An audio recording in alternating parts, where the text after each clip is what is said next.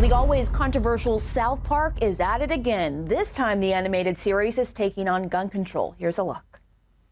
And there it is, just a beautiful gun in motion. Everybody loves it.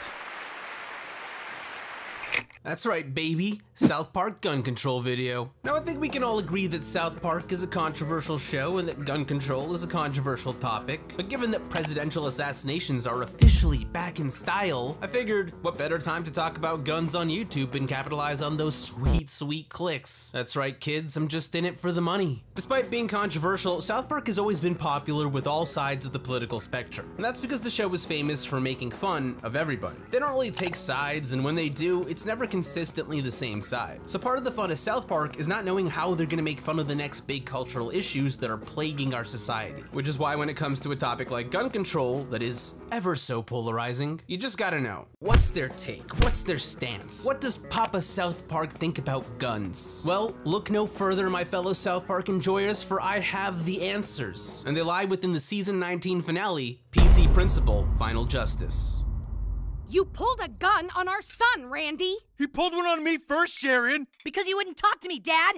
Stanley, let your mother and I deal with this! Now here's the thing about this episode. Unlike most South Park seasons, season 19 was serialized, and it was actually one of the good serialized seasons too. Every episode was part of an arc, and that arc ended with the gun control episode. So in order to understand the overall message that they were going with for that finale, we can't just look at it in isolation. We gotta do the YouTube thing and look at the season as a whole, especially because season 19 is a very special season, because it was the year that Trey Parker and Matt Stone decided to revamp the show. In their own words, they wanted to update and modernize the town of South Park after nearly 20 years of making no changes had left it outdated. Dude, we better like update some shit. Like, you know, we've been around so long that like a lot of shit doesn't make sense. Like we're in a town without like a brew pub and shit like that. Now, updating South Park for season 19 meant aligning it with modern culture as it was in 2015, which is the year that progressive ideology really started to take over. You know, all that stuff about identity politics, microaggressions, Caitlyn Jenner. You know what? You don't think Caitlyn Jenner's beautiful? You.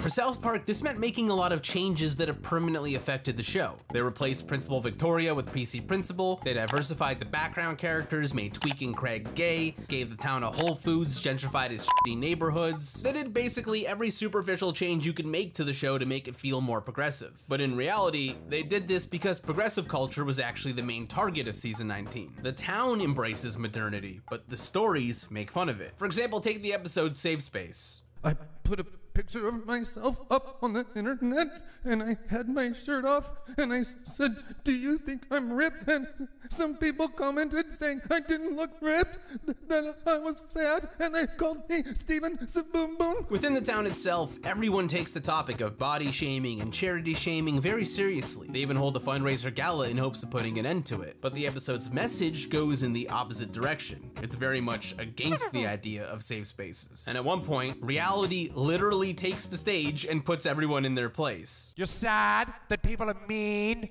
Well, I'm sorry. The world isn't one big liberal arts college campus. We eat too much. We take our spoiled lives for granted. Feel a little bad about it sometimes. So that's basically how season 19 works in a nutshell. Each episode deals with some aspect of PC culture, gentrification, or progressive ideals in general by having the townspeople support it while the story is making fun of it. But as the season progresses, it starts approaching a boiling point. Kids go missing, families get priced out of town by gentrification. And there's even a whole thing about sentient ants controlling all of this, but I'm not gonna get into that right now because the point is that at the end of the season, the script starts to flip. Our characters who once rejoiced in becoming more progressive begin resisting the changes to the town. And the boys who had previously surrendered to PC Principal are becoming suspicious of him because of their missing schoolmates. This all builds up directly towards a culture war against progressive ideology. And of course, what is the answer to a culture war? A war of competing ideas? That's right, it's guns. In fact, according to the episode, guns are the answer to everything. Afraid of PC culture?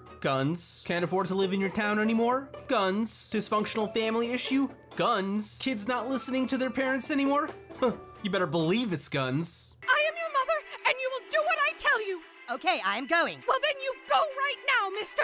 I'm going to bed, Mom. Chillax. All right then, no comic books, just straight to sleep. I love you, sweetie.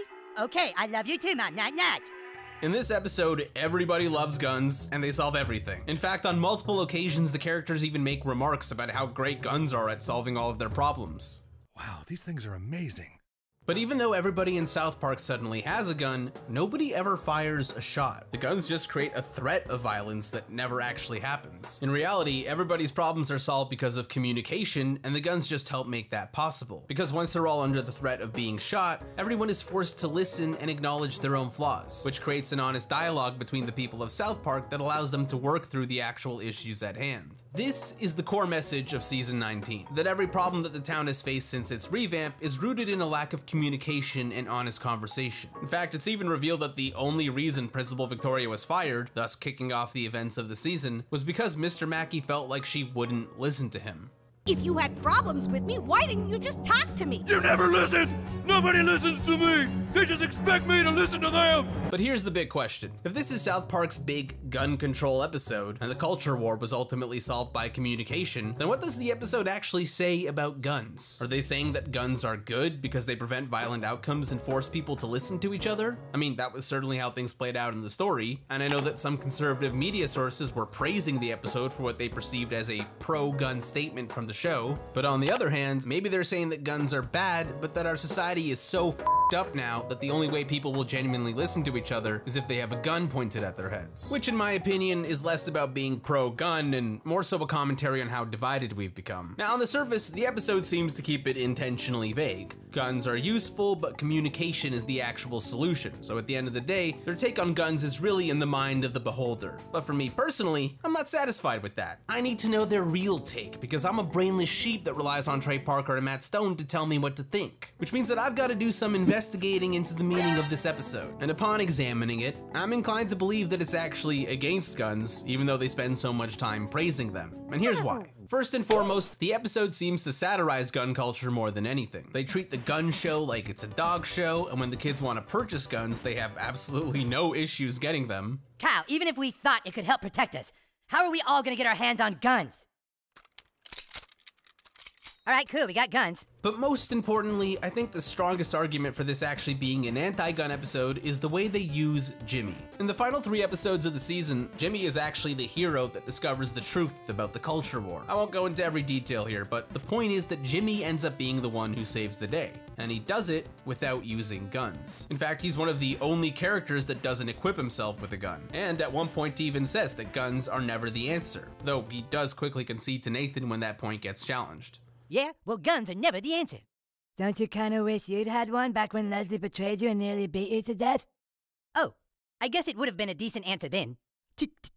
Touché. Given Trey Parker and Matt Stone's track records, it does make a lot of sense that they would be anti-gun. For one, they did an episode on school shootings just a few years later, and the whole joke there was that the shootings had become so normalized that nobody even cared about them anymore, which was obviously their way of saying that things had gotten way out of hand. There's been another school shooting. Stan's been shot. Should we get down there?